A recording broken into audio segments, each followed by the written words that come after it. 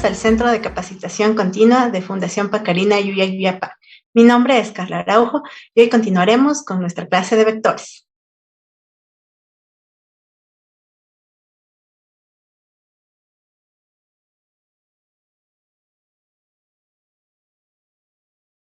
Este es el ejercicio número 3. También es de vectores. El día de hoy vamos a analizar el método gráfico para la suma de vectores. Comenzamos. Antes de comenzar, es importante saber los términos y las definiciones, por lo que aquí nos sale una alerta para saber que hay una diferencia entre magnitud y medida. La definición de magnitud es una propiedad física de la materia o de la energía que permite ser medida y expresada en forma numérica, mientras que la medida es la comparación de una magnitud con otra de la misma especie, que sirve como base, unidad o patrón de medida.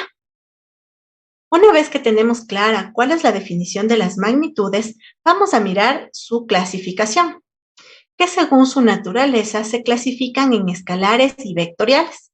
Escalares quiere decir que tiene un número y una unidad, como podemos ver en el ejemplo, el tiempo, 10 segundos. El número son los 10 y la unidad vendrían a ser los segundos. Otros ejemplos de magnitudes escalares pueden ser la masa, la temperatura, entre otros. En cuanto a los vectores, tienen magnitud, dirección y sentido. Es por eso que algunos ejemplos de los vectores son la velocidad, la aceleración, el desplazamiento, entre otros. Es importante siempre definir un sistema de referencia. Este sistema de referencia está formado por los ejes cartesianos X e Y.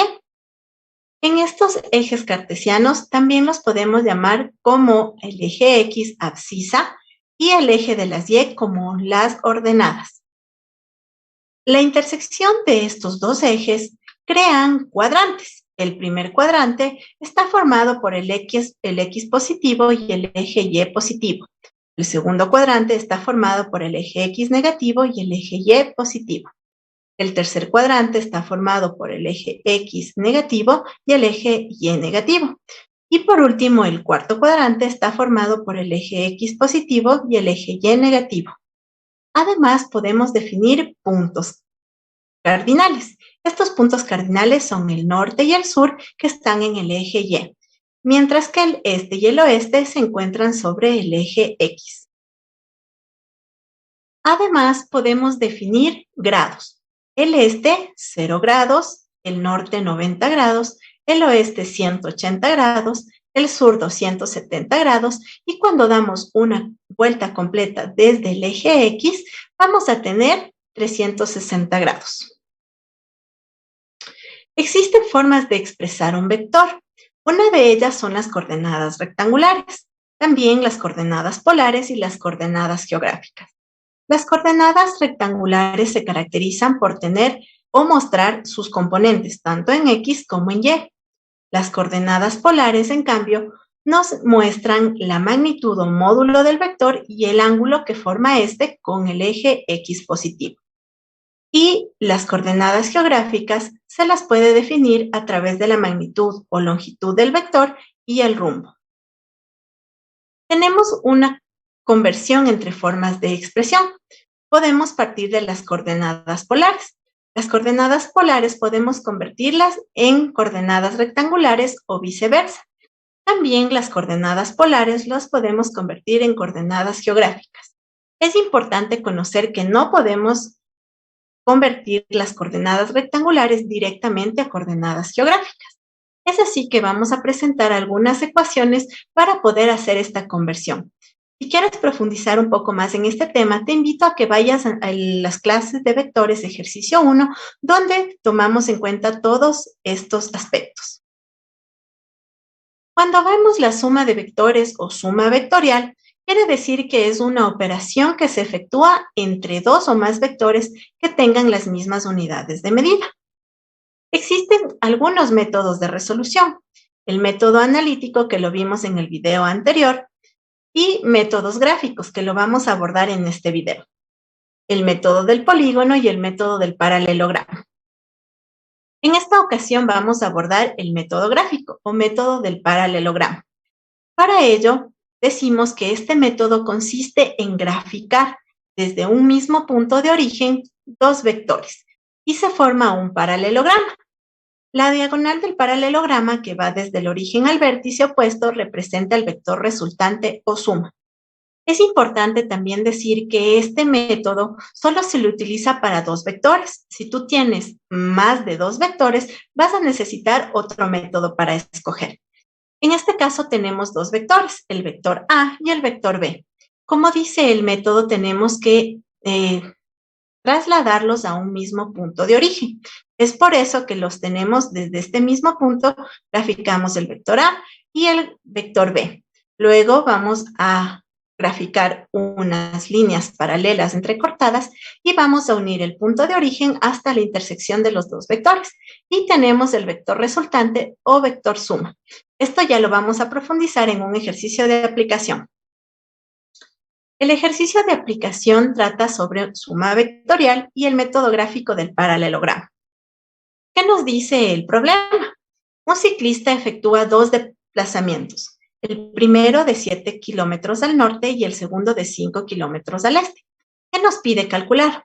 Literal A, ¿cuál es la distancia total recorrida por el deportista? Literal B, ¿cuál es el desplazamiento resultante, así como la dirección en que actúa y el valor del ángulo medido respecto al este? Antes de resolver, necesitamos una estrategia de solución, la misma que se da mediante los siguientes pasos. Primero, identificar el tipo de variables, los datos y las incógnitas del problema. 2, identificar la forma de expresión del vector. 3, construir un esquema o un gráfico que represente de la mejor manera el fenómeno propuesto en el ejercicio. 4, dibujar los vectores en un sistema de referencia. 5, revisar la consistencia de las unidades de las constantes y variables. Y por último, evaluar los resultados finales. También, antes de comenzar, te aconsejo que tengas algunos materiales a mano. Estos materiales pueden ser una hoja de papel milimetrado. Si es que no la tienes, puedes utilizar una hoja de carpeta a cuadros o tu cuaderno. También una regla y un graduador. Todo esto te va a ayudar para poder graficar de una mejor forma. Primero vamos a identificar los datos. La distancia total, recordemos que es una magnitud escalar, mientras que el desplazamiento es una magnitud vectorial. Es por eso que hemos colocado a la distancia total con la nomenclatura D y el desplazamiento con una nomenclatura vectorial delta R. Recuerden que siempre para indicar que es un vector vamos a poner una flechita sobre la variable. Identificamos al ciclista y aquí vamos a hacer un primer gráfico de qué es lo que nos está diciendo en el enunciado. Aquí nos dice que el primer desplazamiento son 7 kilómetros hacia el norte y el segundo desplazamiento son 5 kilómetros al este. Recordemos que si queremos utilizar el método gráfico necesitamos trasladar a estos dos vectores a un mismo punto de origen para poder formar un paralelograma. Así que vamos a hacer primero el gráfico. El gráfico. Para hacerlo, vamos a tener que primero plantear o definir el sistema de referencia. Recuerden que es muy importante este sistema de referencia. Además, debemos definir una escala. En este caso, la escala que yo voy a asumir es de 1 centímetro es igual a 1 kilómetro. Luego, dibujamos el sistema de referencia con el eje de las X y el eje de las Y. Seguido a esto, vamos a identificar los puntos cardinales en el sistema de referencia. Norte, sur, este, oeste. ¿Por qué los identificamos? Debido a que el ejercicio nos dice que se traslada hacia el norte y también se traslada hacia el este. Cuarto, vamos a graficar el vector R1, que en este caso vendría a ser el desplazamiento 1. Aquí ya hemos graficado el vector 1. Recuerden que partimos siempre del punto de origen o del punto 0, 0 y nos dice que tiene 7 kilómetros hacia el norte. Así que como nuestra escala nos dice que 1 kilómetro es igual a 1 centímetro, 7 kilómetros van a ser 7 centímetros. Y como está dirigido hacia el norte, tenemos ya nuestro primer vector. Recuerden que las coordenadas polares de este vector vendrían a ser 7 kilómetros, 90 grados. Ahora, sobre este mismo vector, vamos a graficar el vector R2. ¿Por qué lo vamos a hacer así? Recuerden que el método gráfico de paralelogramo nos indica que los dos vectores tienen que estar dibujados desde el mismo punto de origen. Ahora, también vamos a nuevamente identificar nuestros puntos cardinales. En este caso, si tú lo estás haciendo en tu hoja de cuaderno, ya tienes todos estos pasos realizados. Vamos a graficar el vector R2 o desplazamiento 2, que nos dice 5 kilómetros, 0 grados, o también nos decía 5 kilómetros al este. Es así que vamos a dibujar nuestro vector 5 centímetros y con dirección hacia el este o 0 grados. Es así que ya tenemos los vectores R1 y R2, desplazamiento 1 y desplazamiento 2.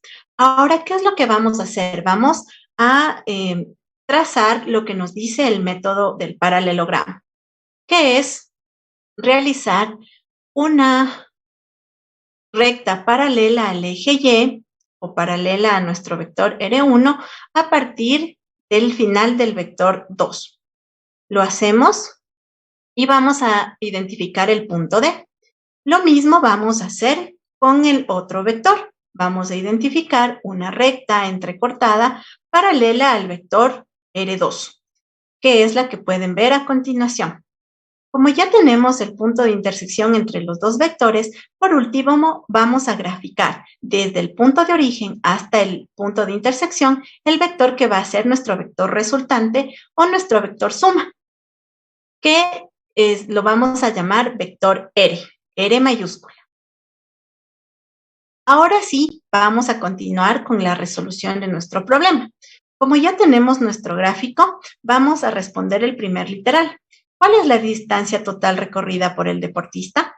En este caso, recordamos que la distancia total es de tipo escalar.